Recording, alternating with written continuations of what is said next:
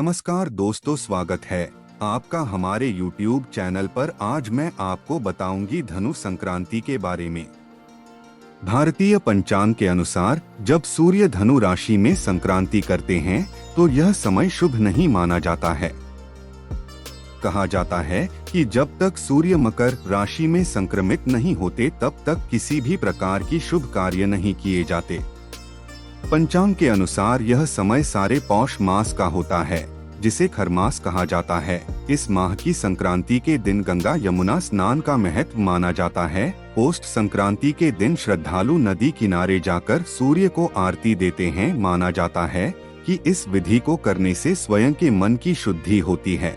बुद्धि और विवेक की प्राप्ति के लिए भी इस दिन सूर्य पूजन किया जाता है। सूर्य किसी विशेष राशि में प्रवेश करता है, इसी कारण से इसे संक्रांति के नाम से जाना जाता है। इस दिन भगवान को मीठे पकवानों का भोग लगाया जाता है। वो बताऊंगी धनु संक्रांति की पूजा किस प्रकार की जाती है। धनु संक्रांति के दिन भगवान सत्यनारायण की कथा का पाठ किया जाता है।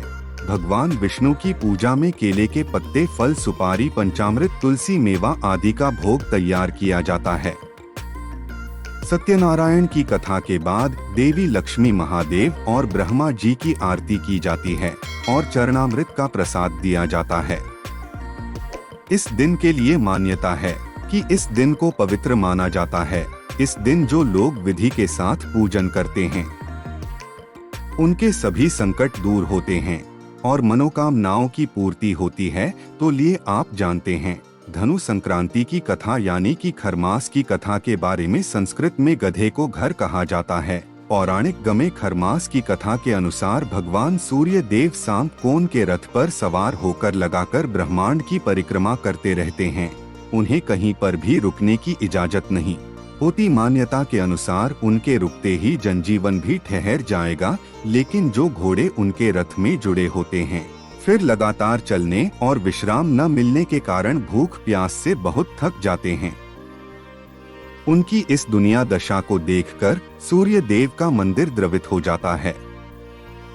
फिर उन्हें तालाब के किनारे ले जाते हैं, लेकिन उन्हें तभी यह ध्यान आया कि अगर रथ रुक गया तो अनर्थ हो जाएगा। लेकिन घोड़े का सौभाग्य कहिए कि तालाब के किनारे दो घर मौजूद होते हैं। भगवान सूर्य देव घोड़ा को पानी पीने के लिए और विश्राम देने के लिए छोड़ देते हैं और घर अर्थात गधों को अपने रथ में छोड़ देते हैं।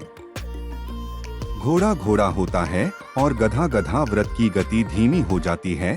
फिर भी जैसे जैसे एक मास का चक्र पूरा होता है तब तक घोड़े को विश्राम भी मिल चुका होता है।